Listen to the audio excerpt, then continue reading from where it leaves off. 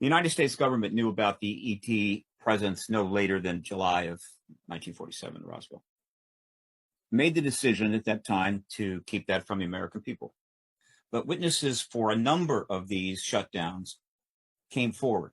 They have been trying to testify before Congress for 30 years. The extraterrestrials have lost their patience. And the risk to us as a civilization has only increased. And so they've decided we're going to end this nonsense. And so they are doing incursions, using their devices, whatever they are, not just in one place, not in two places, not on one continent, multiple continents. And the U.S. government knows it. You can't shoot them down. You don't want to send up piloted craft because they could crash. So you send up your own drones to somehow monitor them as best you can. I'm in Nashville, Tennessee. That's the skyline over there. I'm gonna see if I can film this. It keeps showing up outside. Look at that. Look at that. I'm gonna try to zoom in on this. Oh my gosh, do you see that? What the bro.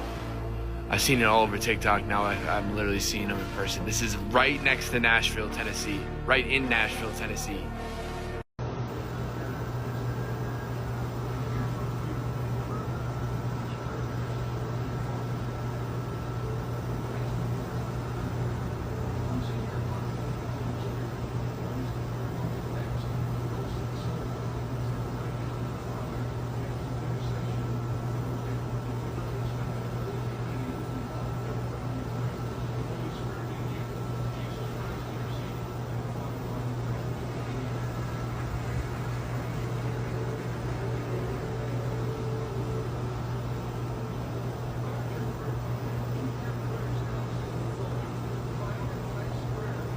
The biggest cover-up, frankly, is in the big breakthroughs in transdimensional physics in the science of consciousness. That's the biggest one, bigger than the free energy, bigger than the anti-gravity. I call this the lost century.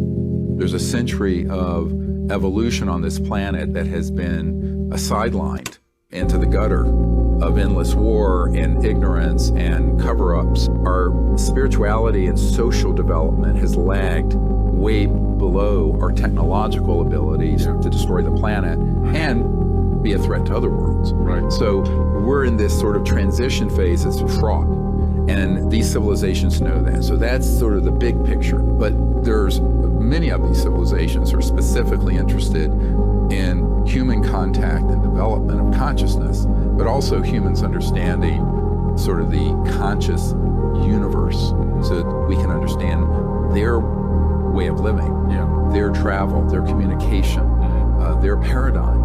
And that's why the big science is the science of consciousness. The next 1,000 years is going to be all about the development of higher states of consciousness, but also the applications of consciousness in science and communication and healing. The big